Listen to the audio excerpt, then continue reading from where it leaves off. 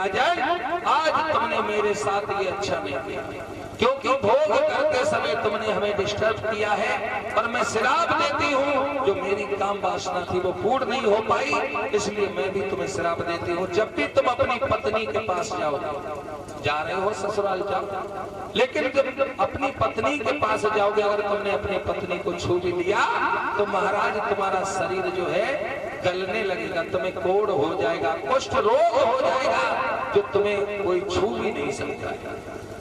ऐसा श्राप दिया।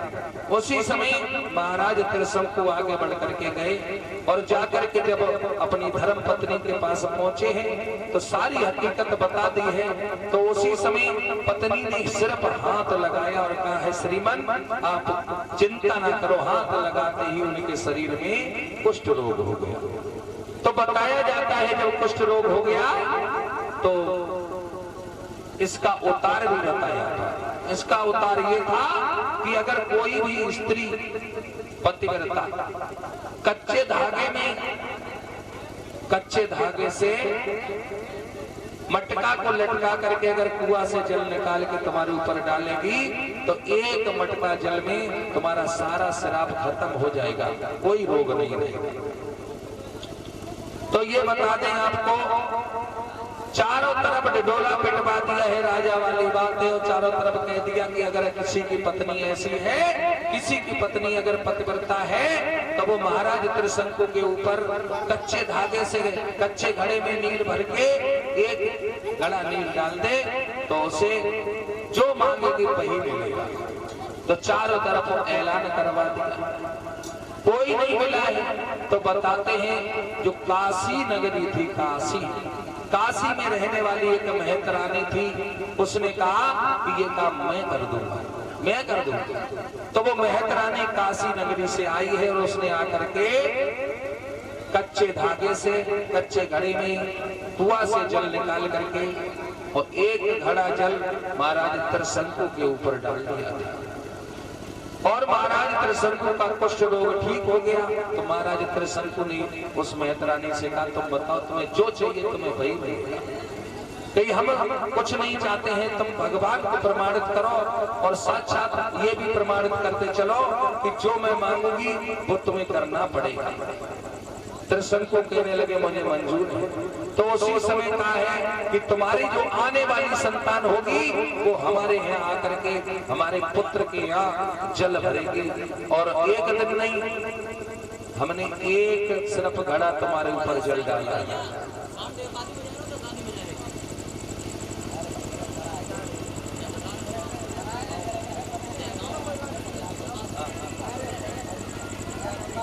कोई बात नहीं, क्योंकि ये सवाई मिलन है। तो बताया जाता है ये जो जल भरा था महाराज हरिश्चंद्र ने, ये बड़ी ऋण था, पिता का ऋण हरिश्चंद्र ने उतारने के लिए ये सब जो लीला होती है भगवान की, ये सब प्रभु की इच्छा अनुसार होती है, बताया गया उसी समय। और इधर महाराज हरिश्चंद्र के सत्य के बारे में थोड़ा ध्यान देते हैं कि इनके कोई संतान नहीं हुई। इनका विवाह तारा के साथ हुआ लेकिन कोई संतान नहीं हुई। संतान ना होने के कारण महाराज उदास रहे।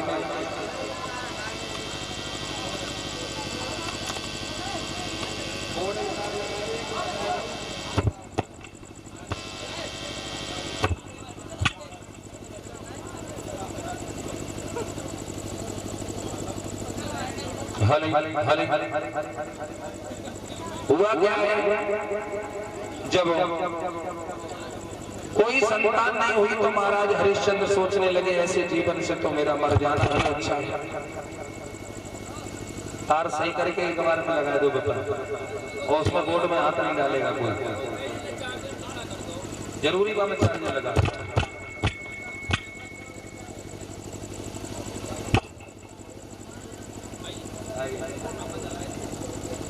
तो बताया जाता है महाराज त्रिशंकु मरने के लिए घर से बाहर निकले, माफी चाहेंगे महाराज हरिश्चंद्र।